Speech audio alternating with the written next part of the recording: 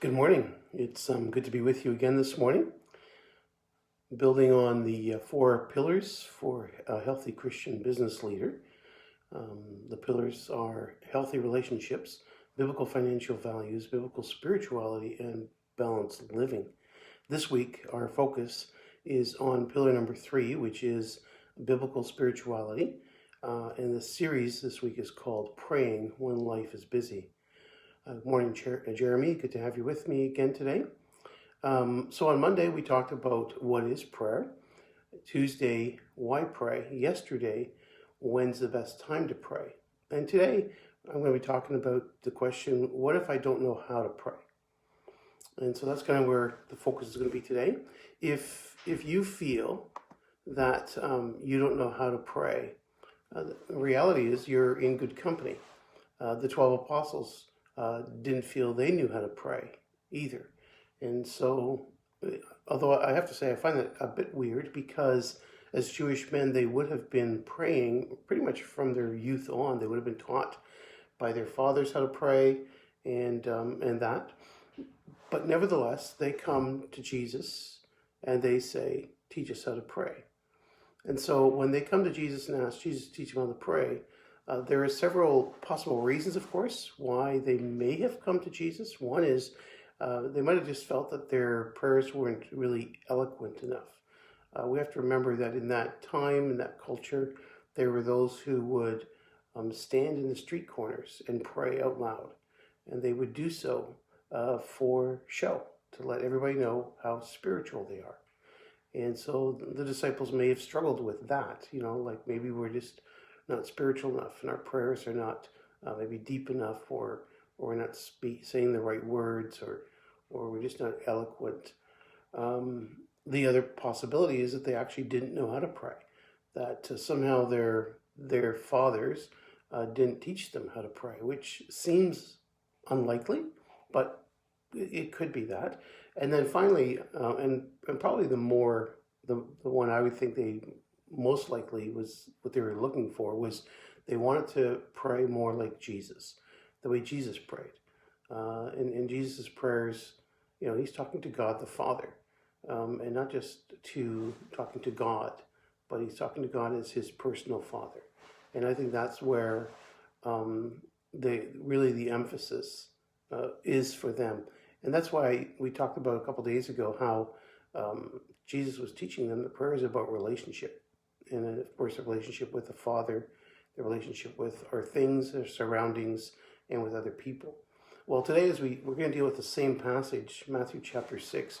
Jesus teaches them how to pray, as recorded in Matthew chapter 6. And he teaches them first what not to do when praying. And so he starts there. He says, so when you're praying, here are two things you don't want to do. Number one, don't do it to impress people. And so when you're praying, it's not about whether or not people are going to think that, oh, wow, look at this person. They really know how to pray. That is not what it's about. And don't make it about fancy words. Prayer is not about fancy words. It's not about whether or not you can say it in the quote unquote right way or way. It's just pouring out your heart to God. Just saying to God what's on your heart, and just sharing with him what you're going through, what you're experiencing, and that's where it comes down to. And then he teaches them about prayer. And he says, first of all, this is a private situation. So it's not, to be done in the street corners to impress people. That's not the purpose of prayer. It's to be done privately. In fact, he says, go into your closet and pray. So it's a private thing where you pray between you and God. God hears you when you pray in private. And in my family, I've experienced that. And I know that if you pray in private, God is a God who hears what you're praying. And Jesus says, and he'll answer in public. And that's so true.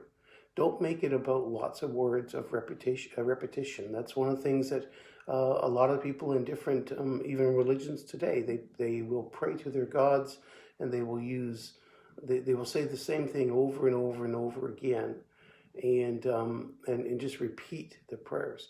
And that's not what Jesus wants us to do. In fact, even in some of the churches, people will recite the Lord's Prayer over and over by rote.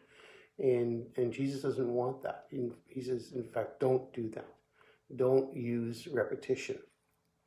Now, again, when I'm talking about not praying in public and that, Jesus is not saying that we should never pray in public, but he is saying that we should not do it as a means to show off, quote unquote, how spiritual we are.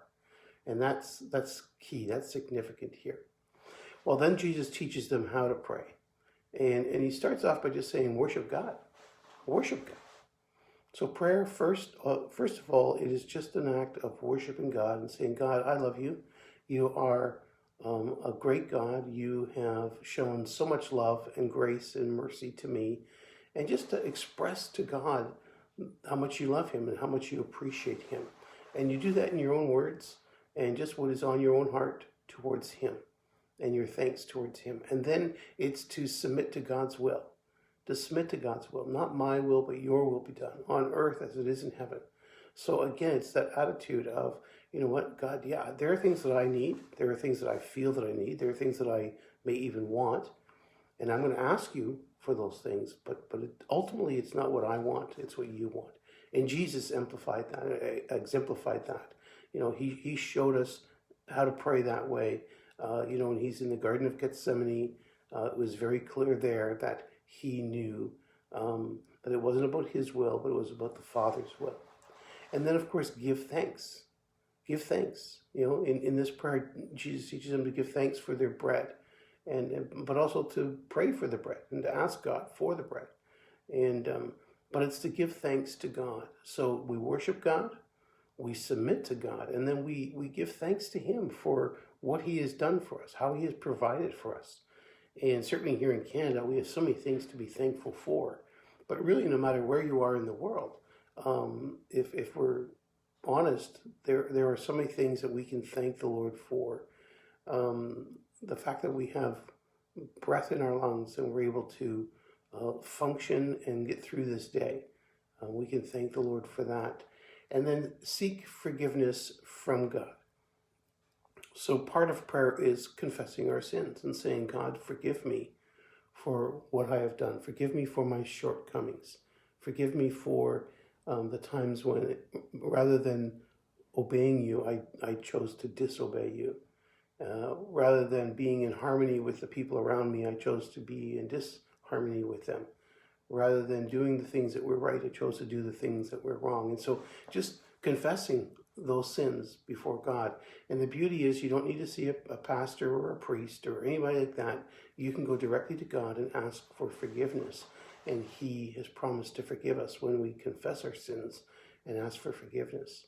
And then the final one is seek guidance from the Lord. You know, and Jesus talks about lead us not into temptation, but deliver us from evil. And so the point there is that he's teaching us to pray that we seek God's guidance. And every day we need God to guide us. Every day we need him to lead us in the direction that he wants us to go. And again, Proverbs 16:9, man plans, but the Lord leads. And so, yes, we need to plan what we're going to do today and what we're going to do tomorrow and what we're going to do next week. But we need to pray that God would lead us, that God would guide us, even in today, that he would guide us to do the things that bring honor to him first and foremost. So, today, as you go about your day, try and focus on one of these 5 areas. Either, say, I'm going to focus on worshiping God today, or I'm going to focus on making sure that I submit my will to God today, and I express that in my prayers. I give thanks to God for how he has blessed me and cared for me, or I ask God for forgiveness because there's something in my life that needs forgiveness, or you know what, God, please guide me today. And so I would encourage you, if you're not someone who is really committed in prayer and you don't really have that developed yet in your life, take today to focus on one of those 5 things, and then maybe start to pray today. If it's not one of your habits already, may this be the day that you start to develop that habit. May the Lord bless you.